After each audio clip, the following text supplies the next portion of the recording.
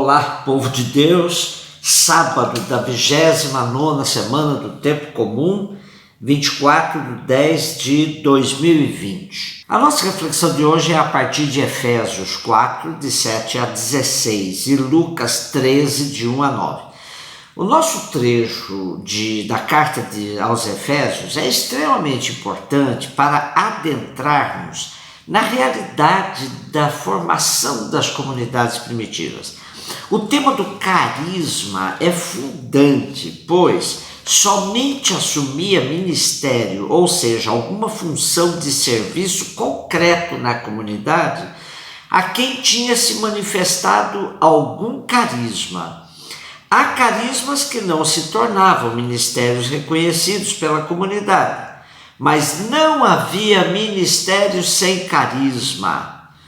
Então vamos seguir hoje um pouco o pensamento do teólogo Antônio José de Almeida. Ele diz: a carta aos Efésios não tem como horizonte de referência a vida concreta de uma igreja local, mas se interessa pelo conjunto da igreja como manifestação do mistério escondido em Deus desde a criação do mundo, como igreja aberta a todos os povos, como lugar de comunhão de judeus e gentios e, por isso, como promessa da reconciliação universal em Cristo.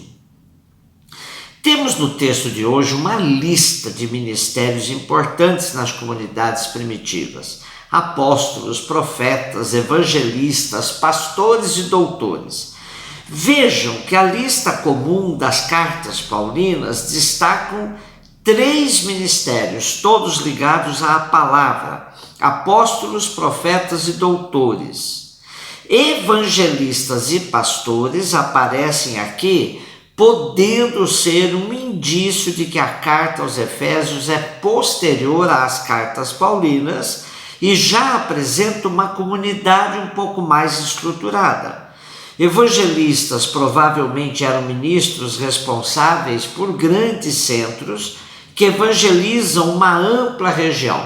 Já os pastores podem ser, sim, responsáveis locais das comunidades, ao lado de doutores. O significativo disso tudo é que já começamos a ver um embrião de estruturação da igreja, apesar de não ser a preocupação primordial da carta aos Efésios. Importante destacar que, embora sempre se repita que a Eucaristia faz a igreja, percebemos que os ministérios destacados pelos escritos do Segundo Testamento estão muito mais vinculados à palavra. Apóstolos, enviados a anunciar; profetas, instrumento da revelação do mistério; doutores, responsáveis pelo ensino mais metódico e sistemático baseado nas Sagradas Escrituras.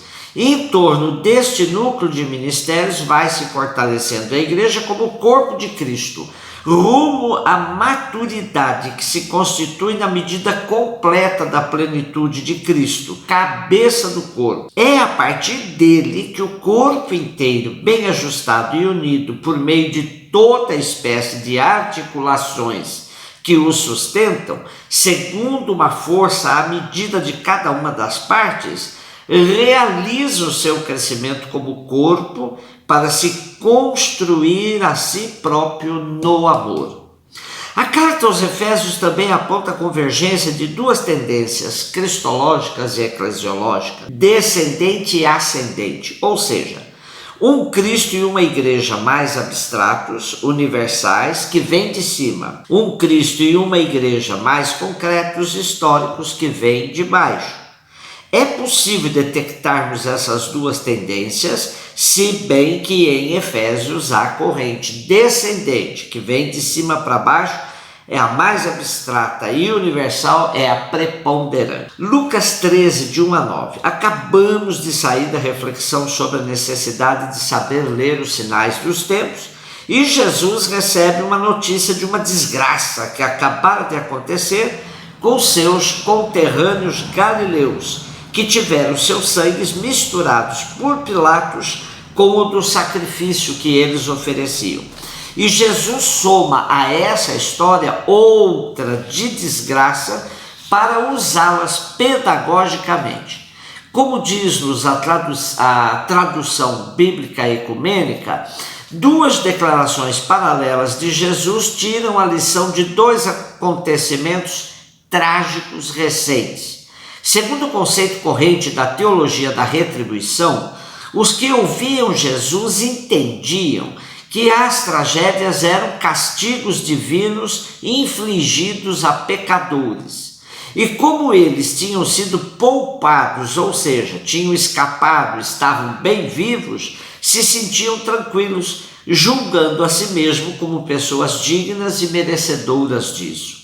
Jesus rejeita esta visão simplista. Ele mostra nessas desgraças uma advertência dirigida a todos. Todos são pecadores, todos têm de se converter. Hoje vemos alguns exemplos similares. Quando uma tragédia acontece, sempre aparecem aqueles que dizem: é castigo de Deus. Pior quando há um acidente automobilístico, onde 3 morrem e 2 escapam vivos. As leituras são sempre nesse sentido. Ah, Deus me poupou. Ora, por que Deus não poupou os demais?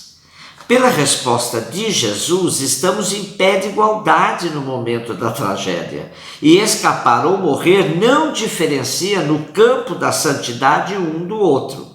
Quem morreu é tão pecador ou santo quanto os que escaparam com vida. Porém, como é difícil ajudar os envolvidos numa tragédia a fazer uma leitura correta dos fatos. Pior ainda aqueles que aparecem dizendo: ah, Deus tem um propósito.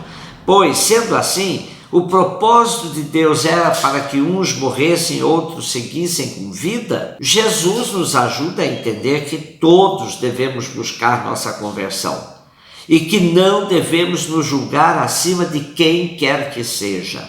Por isso, ele diz: julgais que esses galileus sacrificados por Pilatos eram mais pecadores que todos os outros galileus, por terem assim sofrido? Ou que aqueles 18 sobre os quais caiu a torre de Siloé, matando-os, eram mais culpados que todos os outros habitantes de Jerusalém? Em seguida, Jesus nos conta mais uma de suas parábolas. Um homem tinha uma figueira plantada na sua vinha e foi lá procurar frutos, mas não os encontrou.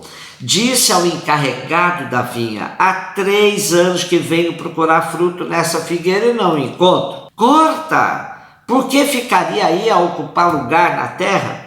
Mas ele respondeu: Senhor, deixa mais esse ano para que eu possa escavar a terra em volta, aplicar estrume.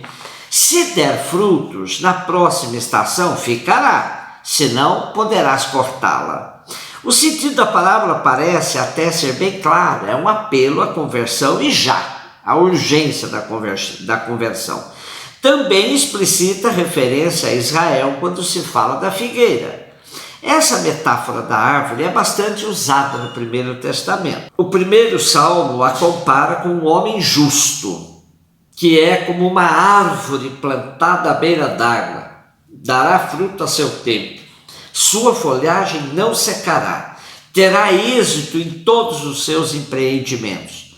No próprio Evangelho de Lucas já tinha se referido à árvore nas ameaças de julgamento apresentadas por João Batista, quando ele dizia: produzi, pois, frutos que testemunhem vossa conversão, e não comeceis a dizer a vós mesmos: ah, temos por pai Abraão.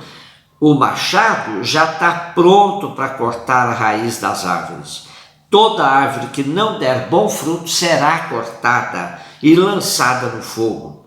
Exatamente o que o dono da figueira queria fazer. Porém, houve uma intervenção. Deixa, Senhor, eu vou limpá-la, colocar estrume, quem sabe ela produza fruto. É o tempo de Jesus. Quem sabe Israel se converta. Temos o tempo que se chama hoje. São inúmeros os sinais e as oportunidades que Deus nos dá para a nossa vida. Mas depende de nós o cuidado com a árvore, limpando-a, colocando adubo. Como ilustração, podemos tomar as eleições que estão aí, que se aproximam. Uma grande maioria de brasileiros não faz o mínimo esforço por conhecer os candidatos, suas propostas, suas vidas, suas raízes. Votam por critérios mais estapafúrdios possíveis. Depois é tarde. O esforço é agora. Deixar a árvore infrutífera ficar tomando espaço da terra que poderia estar sendo usado com maior racionalidade, usada com maior racionalidade, é falta total de respeito consigo mesmo, com os irmãos, com a história de todos nós. Um beijo no seu coração.